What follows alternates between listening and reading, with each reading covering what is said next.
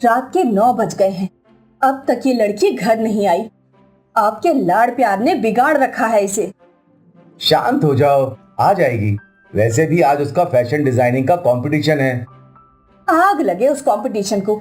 लड़कियों को ये सब शोभा देता है क्या? ऐसे आधे आधे कपड़े पहनना, रात होने तक घर के बाहर रहना।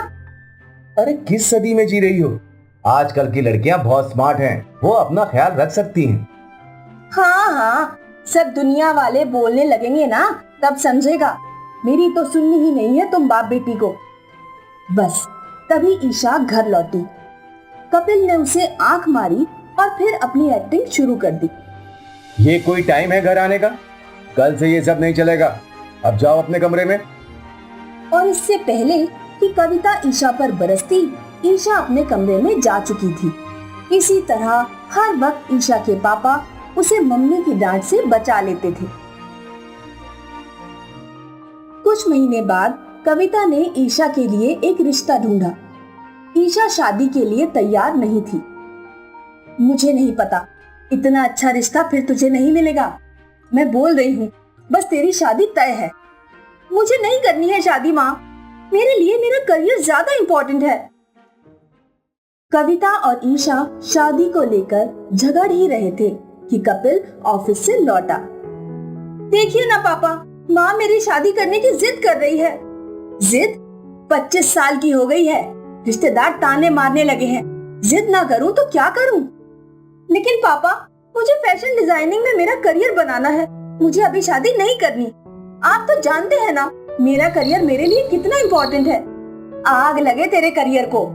लड़कियों का काम शादी करके अपने पति के करियर को बनाना होता है, ना कि अपने। पापा समझाओ ना माँ को। कविता, अब बच्ची का मन नहीं है तो जबरदस्ती शादी के पीछे क्यों लगी हो? मन नहीं है का क्या मतलब?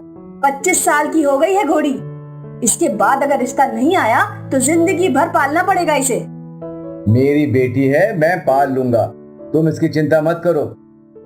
उसे अभी शादी नहीं करनी तो तुम जबरदस्ती मत करो। अब जाओ, मेरे लिए कुछ खाने का इंतजाम करो, मुझे भूख लगी है। कविता गुस्से में बड़बड़ाते हुए वहां से चली गई और ईशा ने अपने पापा को हग किया। आई love you papa. I love you too. Isha ने अपने करियर पे कंसंट्रेट किया। वो दिन रात कड़ी मेहनत करके डिजाइनिंग करती रही और उसके पापा उससे सपोर्ट किया करते थे। पापा, कल मेरा कंपटीशन है। आई होप मेरी डिजाइन सेलेक्ट हो जाए। जरूर होगी, डोंट वरी। अगले 1 साल तक ईशा अलग अलग कंपटीशन में हिस्सा लेती रही और 1 साल बाद उसकी तस्वीर न्यूज़पेपर में आई और लिखा था best designer of the year, जो देखकर कपिल का सीना चौड़ा हो गया। उस रात कपिल और कविता बेसब्री से टीवी के सामने बैठे थे क्योंकि उनकी लाडली आज टीवी पर आने वाली थी। तो आपके सामने है Isha Kapil Roy, best designer of the year. तो ईशा, आप सिर्फ 26 साल की हैं और आपने best designer of the year का टाइटल हासिल किया है। क्या आप हमें इसका राज बताएंगी? राज मेरे पापा हैं। वो मेरे सपोर्ट सिस्टम है। मेरे हर डिसीजन में उन्होंने मेरा साथ दिया और आज अगर उन्होंने मुझे सपोर्ट नहीं किया होता तो मैं एक नॉर्मल हाउसवाइफ होती। उन्होंने मेरे ड्रीम्स के लिए दुनिया की फिक्र नहीं की। He is the bravest man I have ever met. I love you, पापा। I love you too. आज कपिल की आंखों में खुशी के आंसू हैं क्योंकि उसने अपनी बेटी की खुशी का ख्याल रखा। कपिल की तरह हर पापा अपने बच्चों के लिए स्पेशल होते हैं, उनके आइडल्स।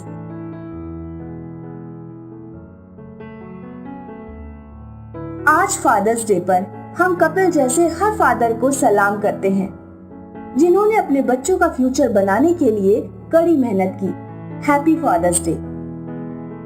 कनकपुर में रवीश नाम का एक युवा था जो खुद छाते बनाकर बेचता था। रवीश के छाते बहुत ही उम्दा क्वालिटी के होते थे, इसीलिए लोगों में उसकी डिमांड थी। कुछ ही सालों में रवीश की वो छोटी सी दुकान एक बहुत बड़े कारखाने में बदल गई। अब रवीश के कारखाने में बहुत से लोग काम किया करते थे। बरसात के सीजन में तो कारखाने में दिन रात काम होता था, इतनी डिमांड थी। धीरे धीरे रवीश ने छातों के साथ साथ रेनकोट्स भी बनाना शुरू कर दिया। उसकी भी अच्छी खासी डिमांड थी। एक बरसात के सीजन में रवीश अपनी पत्नी और बेटी के साथ बीच पर गया था। वहाँ उसने देखा कि हवा की वजह से वो छाते में भी भीग रहे थे। उसने अपना छाता बंद कर दिया और रेनकोट पहनने लगा। बेटा, तुम भी रेनकोट पहन लो, वरना भीग कर बीमार पड़ जाओगी। नहीं पापा, मुझे रेनकोट्स पसंद नहीं। कितनी गर्मी होती है रेनकोट में। गर्मी तो होती है, पर और कोई रास्ता भी तो नहीं है सूखे रहने का। पापा, आप ऐसा कुछ क्यों नहीं बनाते हो जो बारिश से भी बचाए और रेनकोट की तरह बदन को चिपके भी ना? ठीक है, तुम्हारे लिए कुछ ऐसा ही बनाऊंगा। रवीश ने भी रेनकोट उतार दिया और अपनी बेटी के साथ बरसात में भीगने लगा। अगले दिन जब रवीश अपने कारखाने पर गया तो उसे पायल की बात याद आ गई। अरे नितिन, पायल की अलग फरमाइश है। उसे कार्टून वाला छाता या रेनकोट चाहिए होगा, है ना? नहीं यार, ना उसे छाता चाहिए ना रेनकोट। उसे कुछ ऐसा चाहिए जो बारिश से भी बचाए और रेनकोट की तरह चिपके नहीं। ऐसी कौन सी चीज है? वही तो मुझे भी समझ में नहीं आ रहा। रवीश और नितिन दोनों सोच में डूब गए कि आखिर वो ऐसी कौन सी चीज बनाए। ये तो बहुत मुश्किल है सोचना।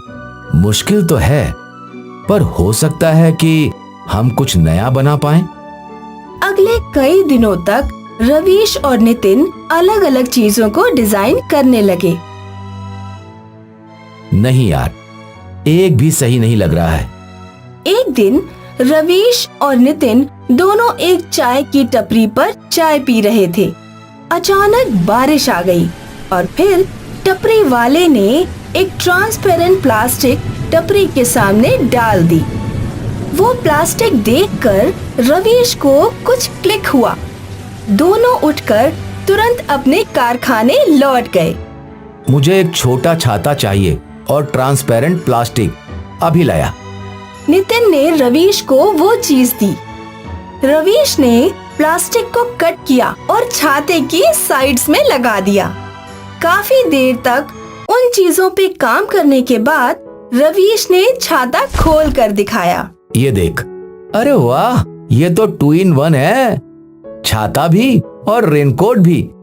इसमें तो भीगने का चांस ही नहीं और बदन को चिपकेगा भी नहीं। रवीश ने वो छाता पायल को दिया। पायल बहुत खुश हो गई। रवीश ने इस छाते का प्रोडक्शन चालू किया और जल्द ही मार्केट में इसकी भी डिमांड बढ़ गई। रवीश के इन्वेंशन को टीवी में मैजिकल अम्ब्रेला का नाम दिया गया। इस मैजिकल अम्ब्रेला के इन्वेंशन के बाद रवीश का वो कारखाना अब एक बड़ी फैक्ट्री बन चुका है। इस तरह रवीश ने एक बरसात के प्रॉब्लम को सॉल्व करके एक नया बिजनेस खड़ा कर दिया।